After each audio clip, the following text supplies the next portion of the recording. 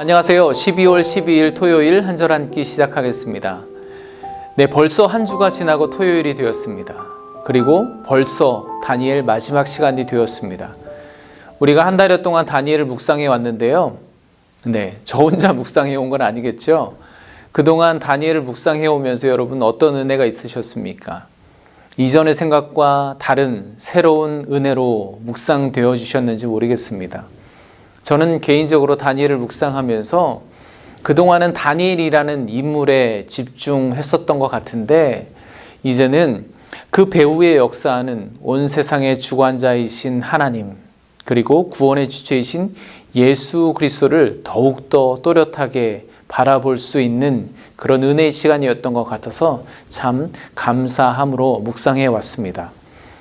이 세상 역사의 흐름은 어떤 권세자나 어떤 나라에 의해서 결정되는 것이 아니라 창조주이신 하나님께서 정해놓으신 그 뜻 안에서 이루어짐을 이 책의 여러 이방 왕들을 통해서 또 반대로 다니엘이라는 신실한 믿음의 사람을 통해서 분명하게 증거되고 있음을 새롭게 깨닫는 시간이었습니다.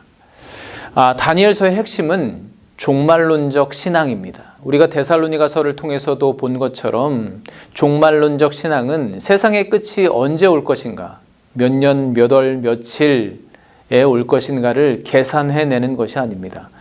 하나님의 때를 유한한 인간이 어떻게 계산해낼 수 있겠습니까? 종말신앙은 오히려 종말을 기다리는 것입니다.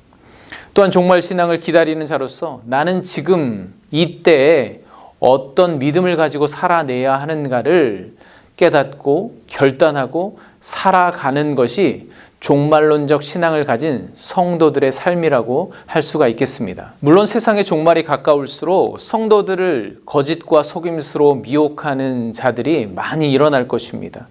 믿음을 시험하는 실제적인 유혹들이 있을 것이고 기도를 방해하고 응답을 더디게 하는 영적 전쟁이 나타날 것입니다. 그러나 하나님의 백성은 믿음에서 흔들려 떨어지지 않도록 더욱 이미 받은 하나님의 말씀, 그 신실한 약속을 단단히 붙들고 살아야 함을 다니엘을 통해서 또 여러 상황을 통해서 우리에게 분명하게 말씀하고 있습니다. 다니엘서는 바벨론, 바사와 메대 이후 세계 강대국들이 권세를 틀어쥐고 역사를 자기 마음대로 주도하는 것처럼 보여지는 이 세상 속에서 하나님의 백성들은 하나님의 나라를 살아가는 성도들은 어떤 믿음을 가지고 살아야 할 것인지를 성도 다니엘을 통해서 그리고 환상과 예언을 통해서 마치 시청각 자료로 보여주듯이 그렇게 생생하게 우리에게 증거하고 있습니다. 먼저 오늘 1절 말씀을 함께 보겠습니다. 그때에 내 민족을 호위하는 큰 군주 미가엘이 일어날 것이요 또 환란이 있으리니 이는 개국 이래로 그때까지 없던 환란일 것이며 그때 내 백성 중 책에 기록된 모든 자가 구원을 받을 것이라. 아멘. 오늘 말씀은 그때라는 말로 시작합니다. 1절에만 그때라는 표현이 3번이나 등장합니다. 그럼 그때가 언제일까요? 먼저 그때는 이전에 겪어보지 못한 큰 환란의 때입니다. 하루 중 가장 어두울 때는 동이 트기 직전이라고 하죠. 다니엘서는 죄악이 점점 깊어져서 모두가 진리를 구별하지 못하고 각자 자기 손에 쥐어지는 권세와 물질만을 쫓아서 살아가고 본능과 감각만을 쫓으며 살아가는 교만이 하늘 끝에 다다를 정도로 그렇게 어둠이 깃든 바로 그 동트기 직전의 그때까지 없던 환란의 때, 마지막 종말의 때를 말합니다. 그러나 그때는 그런 때만이 아닙니다. 온 세상이 어둠에 갇혀 있을 때, 그렇게 죄악의 절정에 다다랐을 때, 그때 모든 죄악은 갑작스럽게 몰락하고 사라져 버릴 것입니다. 벨사살 왕이나 안티오쿠스 4세가 그랬던 것처럼 말이죠. 마치 동토하는 태양빛을 이기지 못하고 어두움이 순식간에 사라져 버리고 만물이 본연의 모습을 밝히 드러내는 것처럼 하나님은 그때 어두운 환란의 때를 믿음으로 견뎌낸 성도들, 그 책에 기록된 모든 자들을 구원하실 것입니다. 종말신앙은 이처럼 하나님의 그때를 기다리는 신앙입니다. 우리가 기다리는 그때는 출구가 없는 것처럼 긴 터널을 지나는 환란의 때일 수 있지만 그 끝에는 반드시 출구가 있고 그 출구는 바로 영원한 하나님의 나라 구원의 때임을 믿고 기다리며 살아내는 신앙입니다.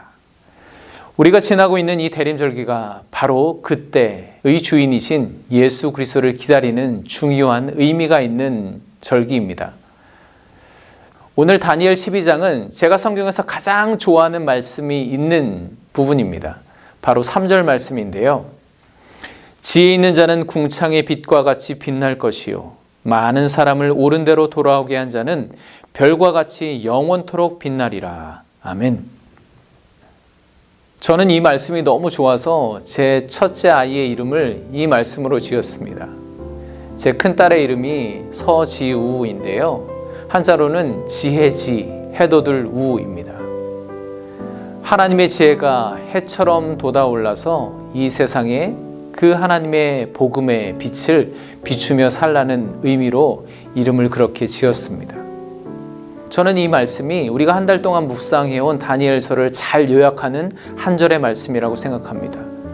이 시대를 살아가는 우리에게 무엇보다 가장 필요한 것이 구원에 이르는 지혜를 깨닫는 것입니다. 점점 죄악으로 어두워져가는 세상, 이때에 성탄을 기다리는 이 대림절기에 세상의 빛으로 오신 예수 그리스도의 구원의 빛, 그 구원에 이르는 지혜의 빛이 여러분에게 밝히 비춰지기를 간절히 소망합니다.